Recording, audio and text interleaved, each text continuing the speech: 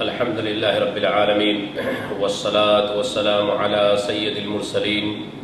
نبینا محمد وعلى آلہ وصحبہ اجمعین اما بعد فقد قال النبی صلی اللہ علیہ وسلم کل مولود یولد علی الفطرہ۔ عزیز دوستو، محترم ساتھیو، اس میں کوئی شک نہیں ہے کہ پوری کائنات کا خالق و مالک اللہ رب العالمین ہی ہے۔ اسی نے زمین اور اس کے تمام طبقات کو پیدا کیا، اسی نے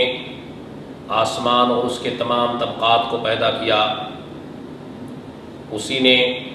تمام شجر و حجر کو پیدا کیا،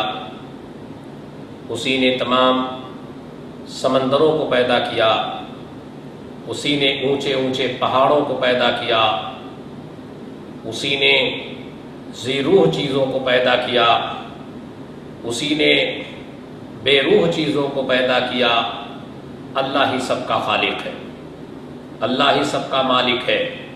اللہ کی ان مخلوقات میں جو عظیم اور قابل قدر مخلوق ہے وہ انسان ہے، وہ بشر ہے۔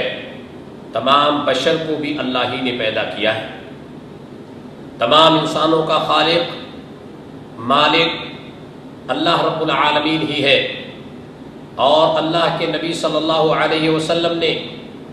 جہاں اللہ کی خالقیت اور اس کی مالکیت کو بیان کیا ہے،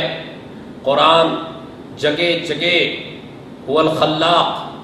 وهو الخالق اور دیگر تعبیرات کے ساتھ هو الذی خلق اور دیگر تعبیرات کے ساتھ هو الذی انشأ، دیگر تعبیرات کے ساتھ اللہ رب العالمین نے یہ فرمایا کہ ہم نے اس کائنات کو عدم سے وجود بخشا، ہم نے بنی ہوئی چیزوں سے دوسری چیزیں بنائیں۔ تمام تعبیرات کے ساتھ اللہ رب العالمین نے اپنی خالقیت کو ظاہر کیا ہے۔ اللہ کے نبی صلی اللہ علیہ وسلم نے انسانوں کے بارے میں فرمایا کہ دیکھو، اس دنیا میں جو بھی بچہ جنم لیتا ہے اور جو بچہ اس دنیا میں آنکھ کھولتا ہے، ان کا بھی خالق اللہ ہی ہے۔ جب ان کا خالق اللہ ہے تو ضروری بات یہ ہے کہ اللہ اپنی مخلوق کو، جو مخلوق کی اشرف المخلوقات ہے، اس کو اپنے اسی دین پر پیدا کرے گا جو دین کی اللہ کو محبوب ہے، جس دین کو اللہ پسند کرتا ہے۔ بھلا یہ کیسے ممکن ہے کہ اللہ پسند کرے دین اسلام کو، اللہ پسند کرے دین محمدی کو، اور آپ کو پیدا کر دے عیسیٰ علیہ السلام کے دین پر، آپ کو پیدا کر دے موسیٰ علیہ السلام کے دین پر، آپ کو پیدا کر دے یہود کے دین پر، آپ کو پیدا کر دے سکھ کی دین پر، آپ کو پیدا کر دے جو ہے ہندوؤں کے دین پر، آپ کو دہریہ بنا دے؟ ایسا ممکن نہیں ہے۔ اللہ ہر بچے کو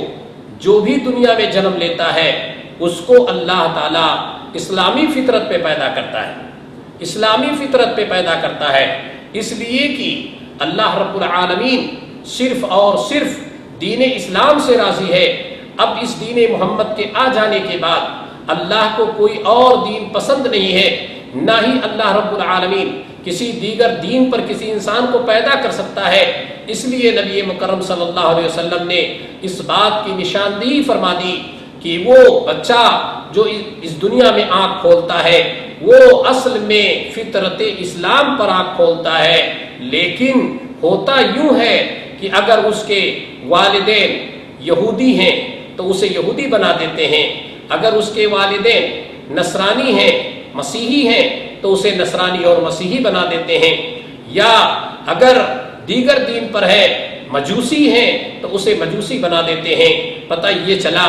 پیدا ہونے والا شخص نہ وہ دین یہودیت پہ تھا، نہ وہ دین مسیحیت پہ تھا، نہ وہ دین مجوسیت پہ تھا، لیکن اس کے والدین کا دین چونکہ یہودیت یا مسیحیت یا مجوسیت تھا، اس لیے اسی دین پر قائم ہو گیا۔ یہی وجہ ہے جب وہ اپنے اصل دین کو تلاش کرتا ہے، اپنے دین کی جستجو کرتا ہے، تو اللہ رب العالمین اسے ہدایت سے نواز دیتا ہے۔ ماں باپ کی گمراہیوں میں جو بھٹک چکا تھا، ماں باپ کے دین کی تاریکیوں میں جو گم ہو گیا تھا، اللہ رب العالمین اسے اسلام کی روشنی فراہم کرتا ہے، گویا کہ وہ شخص اپنے اصل اسلام پہ واپس آ رہا ہے،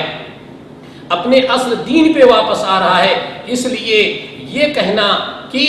فلاں شخص مسلمان ہوا ہے، ایسا نہیں ہے، حقیقت میں وہ مسلمان ہی تھا، اس کے ماں باپ نے اسے یہودی بنا دیا تھا یا اس کو نصرانی بنا دیا تھا۔ جب اللہ نے اس کے سینے کو کشادہ کیا، اس کے عقل و فہم کی راہیں کھولا اور اس نے بصیرت کی نگاہوں سے دیکھا، تو پتہ چلا کہ وہ اپنے اصل دین سے ہٹا ہوا ہے، جس دین پر اللہ نے اسے پیدا کیا تھا۔ اور ایسا بہت کچھ امکان ہے کہ انسان اس دنیا میں بھٹک جاتا ہے، غیروں کی راہ اختیار کر لیتا ہے، غیروں کی تہذیب و تمدن پہ چلا جاتا ہے، غیروں کے مذہب و دین کو اختیار کر لیتا ہے، اور انسان اسی میں گمراہ ہو جاتا ہے۔ لیکن جب اللہ رب العالمین اسے ہدایت سے نوازتا ہے اور وہ اللہ کی ہدایت کا متلاشی ہوتا ہے، تو اللہ رب العالمین دوبارہ اسے وہ بصیرت واپس کرتا ہے، اسے بصارت سے نواز دیتا ہے، اس کے دل کو روشن کر دیتا ہے اور اس کے ذہن و دماغ میں اپنے دین کی محبت پیدا کر دیتا ہے، اور وہ اس دین سے بچھڑا ہوا، وہ اس دین سے دور اور اس دین سے بھاگا ہوا اور تاریکیوں میں بھٹکتا ہوا شخص اسلام کی روشنی میں آ جاتا ہے، اور اللہ رب العالمین اس کے سینے کو کشادہ کر کے اسے اسلام کا گرویدہ بنا دیتا ہے۔ اس لیے میرے عزیزو، آج ہمیں دین اسلام کو سمجھنا ہوگا،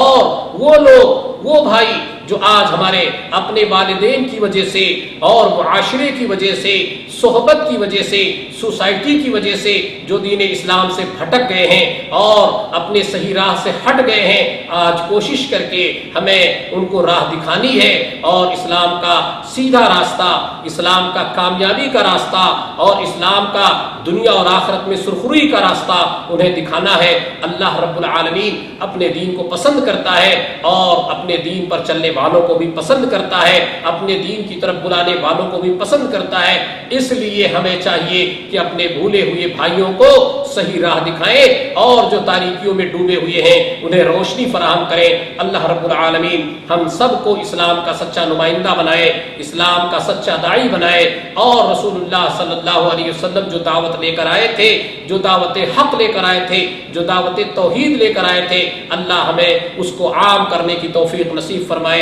وآخر دعوانا ان الحمد للہ رب العالمین، وصلی اللہ علی نبینا محمد وعلی آلہ وصحبہ اجمعین، والسلام علیکم ورحمۃ اللہ وبرکاتہ۔